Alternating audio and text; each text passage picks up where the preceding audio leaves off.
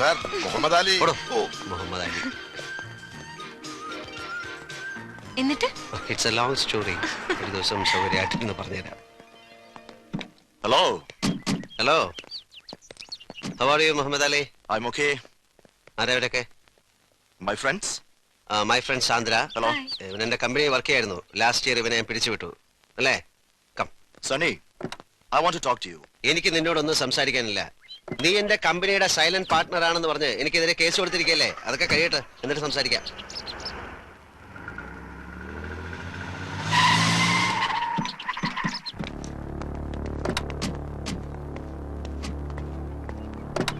അങ്ങനെ അങ്ങ് പോവാൻ വരട്ടെ. എനിക്ക് പറയാനുള്ളത് കേട്ടിട്ട് പോയാ മതി. എനിക്ക് നിന്നോടൊന്നും സംസാരിക്കാനില്ലെന്ന് പറഞ്ഞില്ലേ? എന്താ മുഹമ്മദ് അലി ചെയ്ത തെറ്റ്? 4 വർഷം കമ്പനി ജോലി ചെയ്തിട്ട് വെറുതെ അങ്ങ് ഇറക്കി വിട്ടാ പോകാൻ പറ്റുമോ?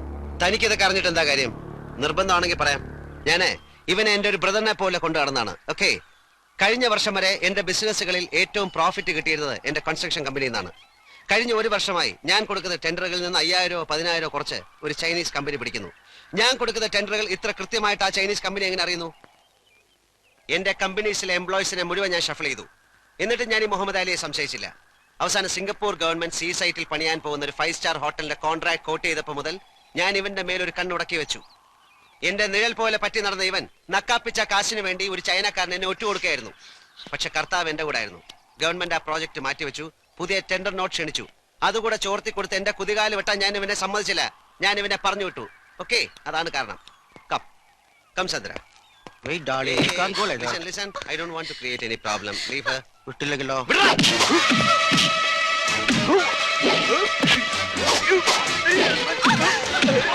Come, Sandra. Muhammad Ali, please. ഞങ്ങൾക്ക് വെറുതെ വഴക്കുണ്ടാക്കാൻ സമയമില്ല, പ്ലീസ്.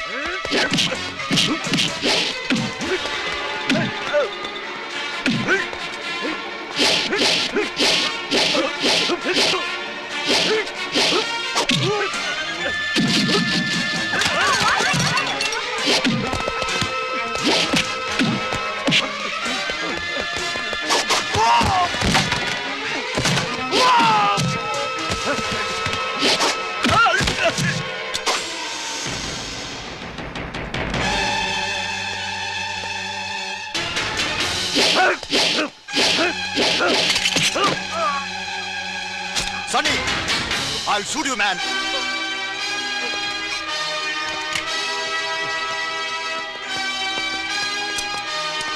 Okay, come on.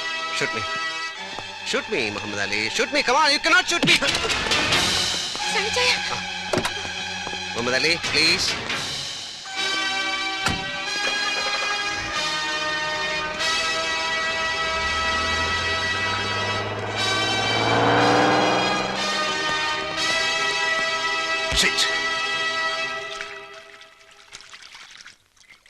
സണ്ണിച്ചായന്റെ ഇത്തരം ഒരു ഹീറോയിസം ഇന്ന് ഈവനിങ്ങിലാണ് ഞാൻ കാണുന്നത്. നീ എന്റെ കുറച്ച് ഭാഗങ്ങളെ കണ്ടിട്ടുള്ളൂ. ഓക്കെ, ഞാൻ വേണമെങ്കിൽ എന്നെ കുറിച്ച് പറയാം. ഓക്കെ, എന്റെ ചെറുപ്പം മുതൽ തുടങ്ങാം. ഞാൻ 4 സ്കൂളുകളിലായിട്ടാണ് എന്റെ ഹൈസ്കൂൾ വിദ്യാഭ്യാസം പൂർത്തിയാക്കിയത്. 4ാം ക്ലാസ് വരെ ഞാൻ കോട്ടയം മൗണ്ട് കാർമലിൽ പഠിച്ചു. ചാച്ചൻ എനിക്ക് വാങ്ങിച്ചെന്ന ഒരു മൗത്ത് ഓർഗൻ അവിടുത്തെ റെഡ്ഡിയാർ ചെറുക്കൻ പൊട്ടിച്ചളഞ്ഞു. അവന്റെ മൂക്കിനിട്ട് ഞാൻ ഇടിച്ചു. അതാണ് എന്റെ ഫസ്റ്റ് ഇടി. 10 മിനിറ്റ് നേരം അവന്റെ മൂക്കിൽ നിന്ന് ബ്ലഡ് പമ്പ് ചെയ്തു. നീ നരി എന്റെ കണ്ണിൽ നിന്ന് വെള്ളം വരുന്നു. ആ ഇടിയോടുകൂടി ഞാൻ നേരെ ചങ്ങനാശ്ശേരി സേക്രഡ് ഹാർട്ട് സ്കൂളിലേക്ക് ചെന്ന് വീണു. 4 3 7 3 വർഷത്തിനുള്ളിൽ ഒരു 10 18 ഇടി, 5-8 സസ്പെൻഷൻ. ഒടുവിൽ അവിടെ നിന്ന് ഔട്ട്. എനിക്കിട്ടടിച്ച ഒരു കന്യാസ്ത്രീയെ ഞാൻ തിരിച്ചടിച്ചു. അവിടെ നേരെ പാല സർക്കാർ വക സ്കൂളിൽ അവിടെ ഒരു ക്ലോക്ക് ഉണ്ടായിരുന്നു. ഓടത്തേ ഇല്ല. അപ്പൊ അത് ആവശ്യമില്ല എന്തിനാ അവിടെ ഇരിക്കുന്നെന്ന് കരുതി ഞാനത് എറിഞ്ഞു പൊട്ടിച്ചു. ചാച്ചൻ വേറെ ക്ലോക്ക് വാങ്ങിച്ചു കൊടുത്തു. You want A drink? അവിടുന്ന് നേരെ ഞാൻ കുറുമ്പനാടം സെയിന്റ് പീറ്റേഴ്സ് സ്കൂൾ. അവിടെ വെച്ച് 3-4 ഗുരുതരമായ കേസുകൾക്ക് എന്നെ പിടിച്ചു. എന്താണെന്ന് പറയുന്നില്ല, വളരെ വളരെ മോശമായ കേസുകളാണ്. പക്ഷെ ഏറ്റവും നന്നായി പഠിക്കുന്ന ഒരു പാവം കുട്ടി എന്ന നിലയിൽ അവരെന്നെ SSLC വരെ തുടരാൻ സമ്മതിച്ചു. അവസാനം റിസൾട്ട് വന്നപ്പോൾ ഏറ്റവും കൂടുതൽ മാർക്ക് വാങ്ങിച്ച് ഈ തെമ്മാടി പാസ്സായി. അവിടുന്ന് ചങ്ങനാശ്ശേരി SB കോളേജ്. അവിടുത്തെ കാര്യമൊന്നും പറയണ്ട. Without Sunny no college. അത്ര വിശേഷമായിരുന്നു. അപ്പൊ എന്റെ ചാച്ചനും അമ്മച്ചിക്കും 5 മക്കളാണ്. അതിലാണായിട്ട് ഞാനൊരുത്തൻ. സണ്ണിച്ചൻ പള്ളിയിൽ പോയിട്ട് വന്നോടി. ആ നല്ലൊരു ഈസ്റ്റർ ദിവസമായിട്ട് അവൻ മൂടി പൊതിച്ചടന്ന് ഉറക്കമാ. ഇന്നലെ മുതുപ്പാതിരായ്ക്ക് അവനും പൈലിയും കൂടെ കയറി വന്നത്. നിന്നെ ചാച്ചൻ വിളിക്കുന്നു. വിളിച്ചായിരുന്നോ? പൈലിനി തുരിശടിക്കാൻ ആളെ കൊണ്ടുവരാന്ന് പറഞ്ഞിട്ട് മരിച്ചുപോയി. മരിച്ചുപോയോ? അയാളുടെ ഭാര്യയുടെ അമ്മായിയപ്പന്റെ അത് അളിയൻ. മതി. പമ്പ് സെറ്റ് നന്നാക്കാൻ ആളെ കൊണ്ടുവരാന്ന് പറഞ്ഞിട്ടോ? അത് വളമിട്ട ശേഷം ആളെ വിളിക്കാന്ന് വിചാരിച്ചു. അപ്പൊ അതും ചെയ്തില്ലേ? അല്ല, ഓരോന്നായിട്ട് ചെയ്തു തീർക്കാനുള്ള ശ്രമത്തിലാണ്. വരട്ടെ. ഈ വിവരം കെട്ടവനെയാണോ ഇതൊക്കെ ഏൽപ്പിക്കുന്നത്? നിന്റെ കുടുംബത്തിൽ പറഞ്ഞവനല്ലേ? ഇതിൽ കൂടുതൽ വിവരം എങ്ങനെ ഉണ്ടാവുക? അല്ലേടാ മോനെ? അമ്മച്ചി ഞാൻ പള്ളി പോവാ. ഒരു ഈസ്റ്റർ ദിവസം ഉള്ളതുകൊണ്ട് മക്കളെയും മരുമക്കളെയും എല്ലാം ഒരുമിച്ച് കാണാൻ പറ്റി. അടുത്ത ഈസ്റ്റർ ആകുമ്പോഴത്തേക്ക് മോളിക്കുട്ടി ചാച്ചന്റെ കസ്റ്റഡിയിൽ നിന്ന് പോവും. ഇല്ലേ എൽസമ്മേ? പോടാ അവിടുന്ന്. എന്റെ കൂടെ ഇവിടെ താമസിക്കാൻ സൗകര്യമുള്ളവനെ ഞാൻ എന്റെ മോളെ കെട്ടിച്ചു കൊടുക്കും. അല്ലേടി? എന്റെ പിള്ളേരെ ഒന്ന് വേഗം ആവട്ടടി. 2 താറാവിനെയും കൊണ്ട് ഇരിക്കാൻ തുടങ്ങിയിട്ട് നേരം എത്രയായി? ബേബിച്ച, ടൗണിൽ നിന്ന് സാധനം വല്ലതും വാങ്ങണമെങ്കിൽ പറഞ്ഞോളൂ. ഈസ്റ്റർ സ്റ്റോക്ക് തീരും. ബേബിച്ചെന്റെ പൈസ വാങ്ങിച്ച് നീ സാധനം വാങ്ങിച്ച പോലെ തന്നെ. ആ, കർത്താവിന്റെ കൃപ കൊണ്ട് അളിയന്മാര് 3 പേരും ലാവിഷ് പാർട്ടീസാ. കാശ് മുടക്കാൻ ഒരു ഒരു മണി. ഈസ്റ്ററോ പെരുന്നാളോ വന്നാ മതി, ഇവളുമാര് കെട്ടിയവന്മാരെയും പിള്ളേരെയും എടുത്തോണ്ടെങ്കിൽ പോരും. ചാച്ചനെ അമ്മച്ചയും കാണാനെന്ന ഭാവത്തിൽ. പിന്നെ കോഴിയായി താറാവായി. പക്ഷേ ഓസിനാണ് കഴിക്കുന്നെന്നുള്ള കുറ്റബോധം അവർക്കില്ലല്ലോ. ആരാളിയാ പെണ്ണ് കെട്ടുമ്പോ അളിയനും പഠിക്കും. എന്താടി? സണ്ണിച്ചായ, പുല്ലംകുന്നലെ ടോമിച്ചൻ സൺഡേ സ്കൂളിന്റെ അവിടെ വെച്ച് മോളിക്കുട്ടിയുടെ കൈക്ക് കയറി പിടിച്ചു. ഒരു എഴുത്തും കൊടുത്തു. ആണോടി? എഴുത്തവിടെ? ഇത് അവരെ മനസ്സിലാക്കണം.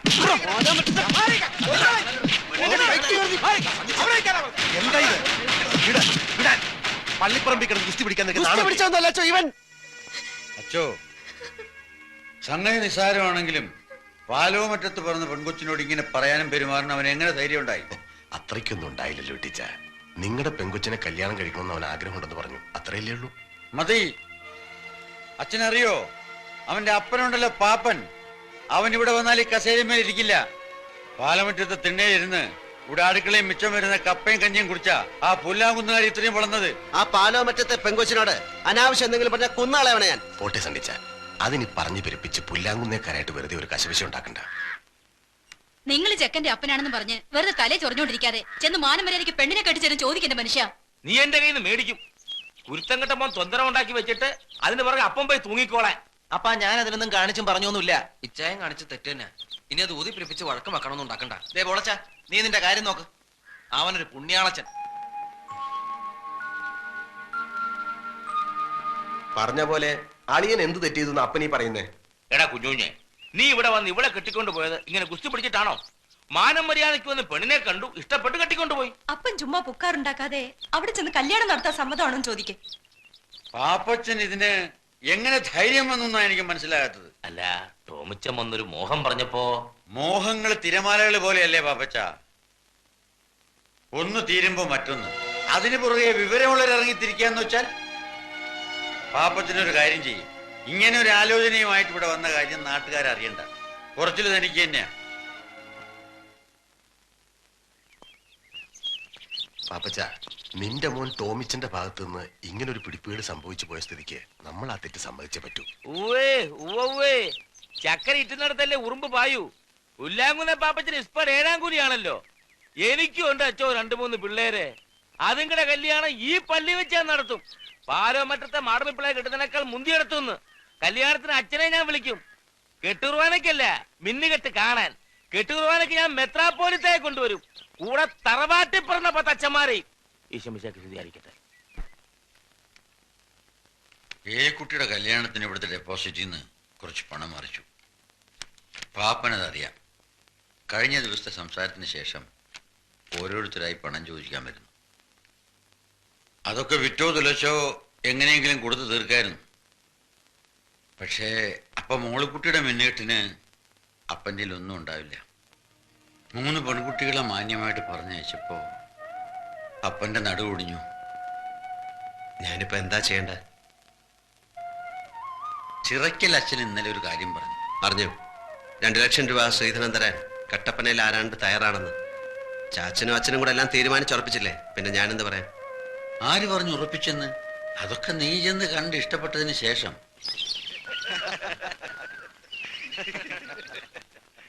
എങ്കിൽ പിന്നെ ഇനി അവര് തമ്മിലൊന്ന് കാണട്ടെ അല്ലേ? ആ. മോളെ നാൻസി,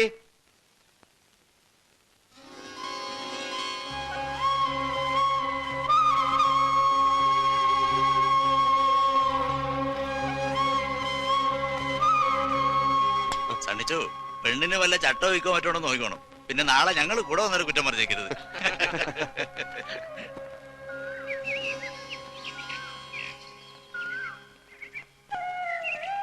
പേരെന്താ പറഞ്ഞ? ഇപ്പൊ അപ്പച്ചൻ വിളിച്ചത് കേട്ടില്ലേ? നാൻസി അല്ലേ? ഈ പഠിച്ചത്? പഠിച്ചത് സെന്റ് ആൻസൽ. ഇപ്പൊ അസംഷൻ കോളേജിലാ. എന്റെ പേര് അറിയാം, സണ്ണി പാലമറ്റം. പഠിച്ചത് SH ഹൈസ്കൂളിൽ അല്ലേ? എങ്ങനെ അറിയാം? ഞാൻ കണ്ടിട്ടുണ്ട്. എവിടെ വെച്ച്? ഈ സമരത്തിന്റെ മുമ്പിലൊക്കെ ഞെളിഞ്ഞു നടക്കുന്ന കണ്ടിട്ടുണ്ട്. അതൊക്കെ നോക്കി നിന്നപ്പോ സിസ്റ്റേഴ്സിന്റെ നിറയെ തല്ലും കിട്ടിയിട്ടുണ്ട്. അത് ശരി. ഇത്രയും പേരുള്ള ജാഥയിൽ എന്റെ മുഖം മാത്രം ഓർക്കാൻ എന്തെങ്കിലും പ്രത്യേകത ഉണ്ടാവും. അത്രയ്ക്ക് മോശമാണ് എന്നെ? അയ്യോ അല്ല, നന്നായിട്ടുണ്ട്. ശരിക്കും നന്നായിട്ടുണ്ട്. സത്യമായിട്ട് ശരിക്കും ശരിക്കും നന്നായിട്ടുണ്ടോ? ശരിക്കും ശരിക്കും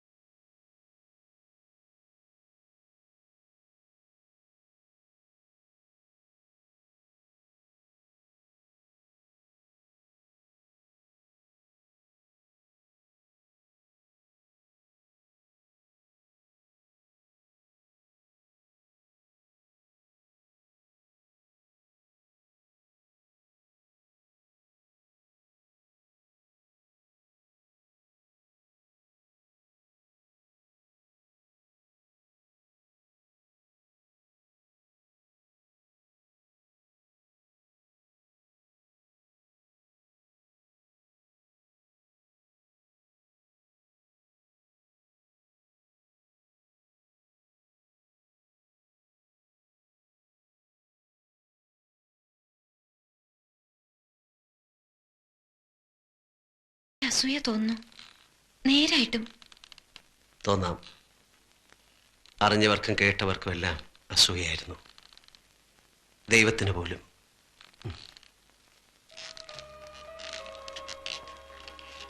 പിന്നെ ഞങ്ങളുടെ മനസ്സ് ചോദ്യം കഴിഞ്ഞു. കല്യാണത്തലേന്ന് ബാച്ചിലേഴ്സ് പാർട്ടി നടക്കുമ്പോൾ പള്ളിക്കൽ നച്ചമെന്ന് പറഞ്ഞു കല്യാണം നടക്കില്ലെന്ന്. വൈ? കടം കൊണ്ട് കഴുത്തറ്റ മുങ്ങിയ പാലോമറ്റത്തേക്ക് അവളെ കെട്ടിച്ചു കയറ്റാൻ അവളുടെ അപ്പച്ചൻ മനസ്സ് വെച്ചില്ല. കടോ? ആ, കടങ്ങളുണ്ടായിരുന്നു, ശരിയാ. പക്ഷേ അത് പെരുപ്പിച്ചു പറഞ്ഞ് നാൻസിയുടെ അപ്പച്ചനെ വിശ്വസിപ്പിച്ച പാപ്പച്ചന്റെ മോഹം ഞങ്ങളുടെ കല്യാണം മുടക്കുക എന്നതായിരുന്നു. ആ മോഹം അയാൾ സാധിച്ചു. മിന്നു കെട്ടുന്നതിന്റെ തലേ രാത്രി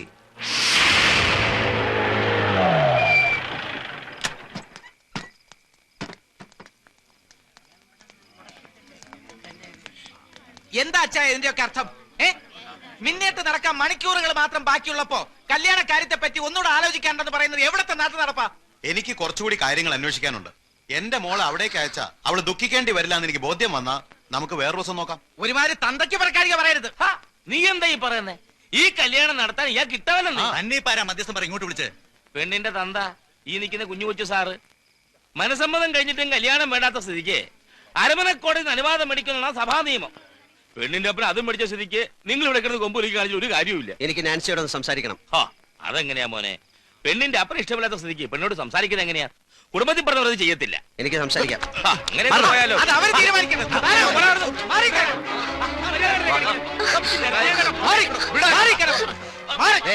ഇവളെ വിളിച്ചിറക്കി കൊണ്ടുപോകാനാ ഞാൻ വന്നത്.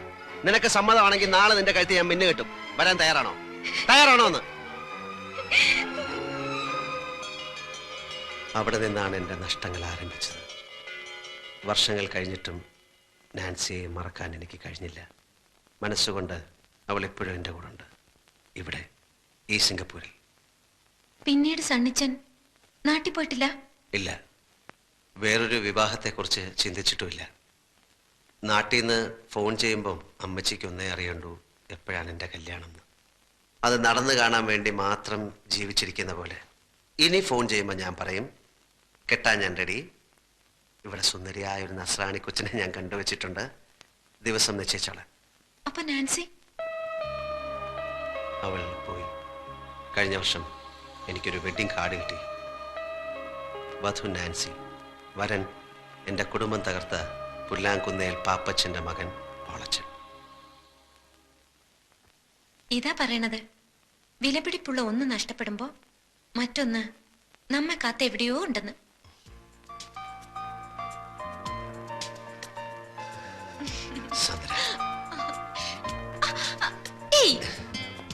ഇപ്പൊ എന്റെ അപ്പനും അമ്മച്ചും കണ്ടോണ്ട് വരണ ഈ രംഗം. കണ്ടോണ്ട് വന്നാൽ എന്താ?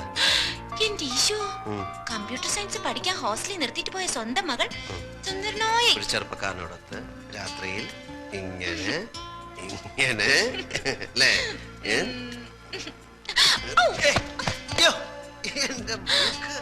സോറി സോറി കേട്ടോ. പുതിയ ഇത്രയൊക്കെ ആയ സ്ഥിതിക്ക് ഞാൻ സണ്ണിച്ചാനുള്ളല്ലേ? അതെ, അതുകൊണ്ടാണല്ലോ. അതൊക്കെ വീട്ടുകാരറിഞ്ഞ് പള്ളി വെച്ച് മിന്നു കെട്ടിട്ട് അതുവരെ എന്റെ പൊന്നു മോന് ക്ഷമിച്ചൂടെ?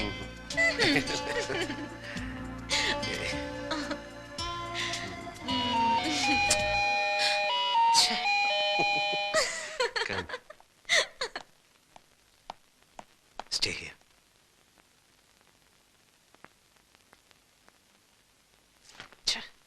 കണ്ട നേരം അച്ചായൻ അച്ചായൻ.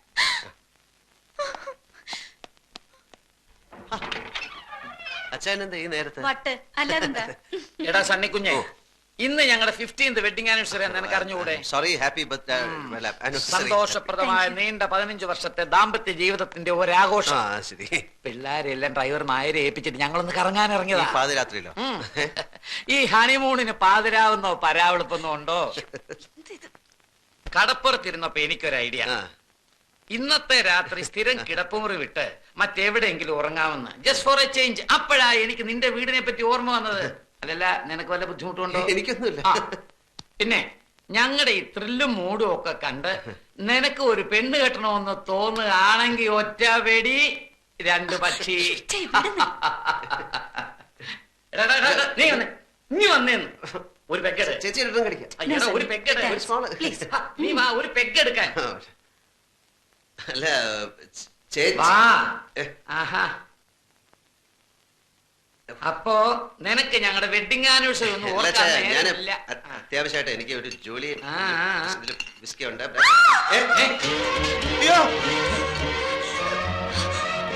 അവിടെ ഒരു പെണ്ണ്. പെണ്ണ എവിടെ? ഒരിക്കലും ഈ രാത്രിയിൽ എങ്ങനെ പെണ്ണ് വരാനാ? അവിടെ ഒരു പെണ്ണ്. പെണ്ണൊന്നുമില്ല അവിടെ. നീ ശരിക്കും അതെ, വെളുത്ത ഫ്രോക്ക് ഇട്ടൊരു പെണ്ണ്. അയ്യോ, അത് ഞാൻ പറഞ്ഞിട്ടുണ്ടെന്ന് തോന്നുന്നു. ഇവിടുത്തെ ജോലിക്കാർ പല്ലും കണ്ടേ നമ്മളെ ഈ വീട് വാങ്ങിച്ച ഫ്രഞ്ചാരി മദാമേടല്ലേ, അവരുടെ ഒരു ആന്റി ഇവിടെ പോയിസൺ കഴിച്ച് മരിച്ചിട്ടുണ്ട്. അവർ രാത്രി ഫ്രോക്ക് ഇട്ടുണ്ട്. ഇത് മദാമയൊന്നുമല്ല, മലയാളിയാണ്. ഞാൻ ശരിക്കും കണ്ടതാണ്. എനിക്ക് ആ മദാമയുടെ പരിപാടിയിൽ ഏതെങ്കിലും മലയാളി പ്രേതങ്ങളായിരിക്കുന്നത്. അങ്ങനുണ്ട് ആ മലയാളി പ്രയത്നം. എനിക്കൊന്ന് കാണുമല്ലോ. ആവശ്യമില്ല പ്രയത്നോട് കളിക്കണ്ട. കുഞ്ഞെ, ഞാൻ ആരാന്ന് നിനക്കറിയാമോ? കടമറ്റത്തച്ഛന്റെ ഗോത്രത്തിൽപ്പെട്ടവനാ. ഒരു പ്രയത്നങ്ങളെ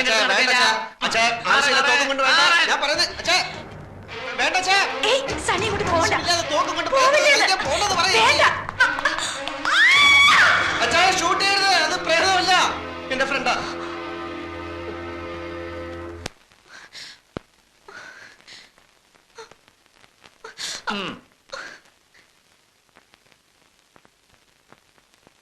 ചേച്ചി, ചേച്ചി തെറ്റിദ്ധരിക്കരുത്. ഞാൻ പറഞ്ഞേക്ക്, സത്യമായിട്ടും ഇത് ഞാൻ കെട്ടാൻ പോകുന്ന പെണ്ണാ. അച്ഛാ ശബ്ദിക്കരുത്. ഞാൻ ഈ പ്രയത്നോടും സംസാരിക്കട്ടെ. എന്താ നിന്റെ പേര്? സാന്ദ്ര.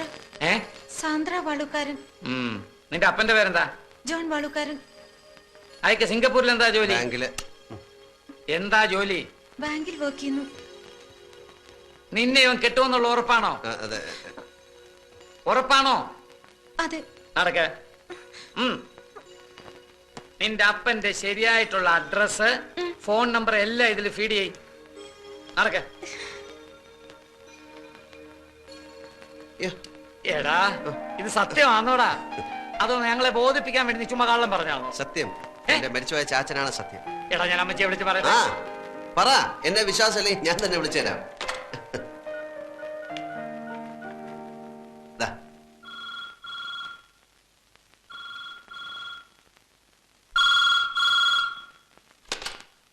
ഹലോ. അതെ, കൊടുക്കാം. അമ്മച്ചി, എന്താ സാറേ ഈ രാത്രിയിലെ? സിംഗപ്പൂരിൽ നിന്നാ, കുരുവിള സാർ. ഹലോ.